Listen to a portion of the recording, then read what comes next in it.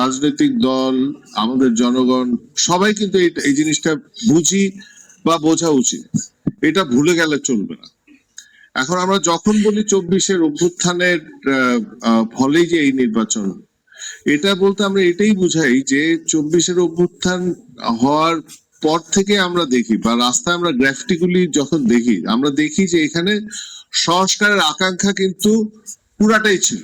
সেই যে আমরা যখন সড়ক নিরাপদ সড়ক আন্দোলন করছিলাম, তখন কিন্তু বাচ্চারা লিখছিল যে রাষ্ট্রের মেরামত চলছে।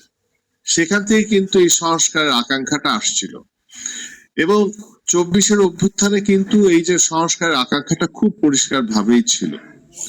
এবং এই যে নির্বাচন করলাম, এই যে ঐক্য কমিশন হলো, সেই আকাঙ্ক্ষা থেকেই কিন্তু সৃষ্টি হলো। এখান থেকে আমরা গণভোট পেলাম। এই গণভোট এই বাংলাদেশের মানুষের যে সংস্কারের আকাঙ্ক্ষা বা সংস্কার আমরা বলি, বাংলাদেশের মানুষের আকাঙ্ক্ষাটা হচ্ছে ভাই পরিবর্তনের আকাঙ্ক্ষা। সে চায় যে আগে যে অবস্থাটা চলছে সেটা আসলে চলতে পারবে না। সেই আকাঙ্ক্ষার থেকেই কিন্তু এই নির্বাচনটা হয়েছে।